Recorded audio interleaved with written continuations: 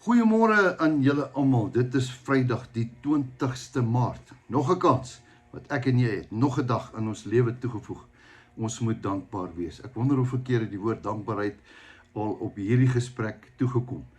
Nou ja, ek wil vanmôre praat oor iemand vir wie ek baie dankbaar is. Sy naam is Jesus Christus. As dit nie vir hom was nie, was ek en jy verlore.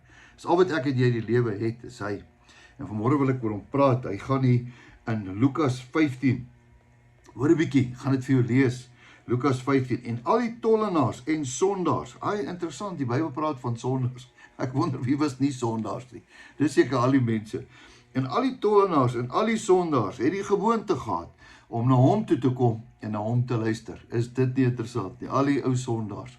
Daar was nie heilige mense in daai tyd nie, ook nie vandag nie. En die fariseërs en die skrifgeleerders het baie gemurmureer.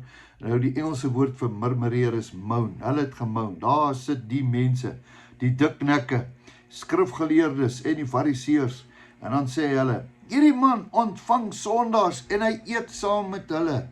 Oeg, jou slegte ding, jy moet net saam met die heilige mense en ook die mense wat nie sonde is, moet jy eet nie. Dis nou ons, het hulle nou vir hulle self gesê.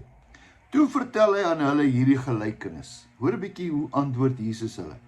Hy sê vir hulle, watter man onder julle wat 100 skape het en een van julle verloor, laat nie die 99 in die woestyn staan en gaan agter die een wat verlore is, totdat hy dit kry nie.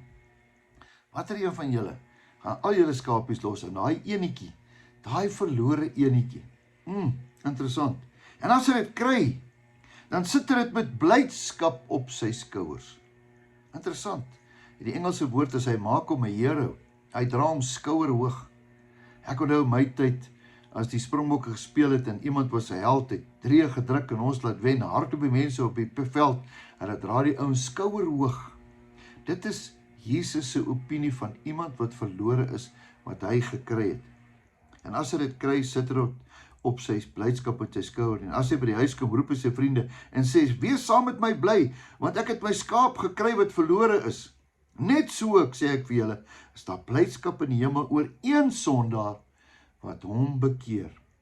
Meer as oor die 99 regverdiges wat die bekering nie nodig het nie. Wat 'n storie. Wat 'n Jesus. Ek is so bly het my gaan haal. I once was lost, but now I'm found. Dankie Here Jesus, dat U my kom haal het, dat U al die ander gelos het en my kom haal het. Ek weet nie of jy dieselfde so voel as ek nie. Ek moet maar net vanmôre bid en sê, dankie Here, dankie Jesus, dankie Jesus, dankie Jesus. Dat U van my 'n held maak. Eindelik was ek 'n skurk, maar U het van my 'n held gemaak. Dankie daarvoor. Kom ons bid saam. Dankie Here, dat U bereid is om 99 mense te los en een gebroke sondaar te gaan soek, te gaan haal en skouerhoog te dra. Dankie Here. Wat 'n vriend het ons in Jesus. Amen. Mag jy 'n geseënde, wonderlike naweek hê. Weet dat Jesus jou baie lief het. En jy moet nooit vergeet dat jou beste is nog op pad nie. Ek spreek dit oor jou.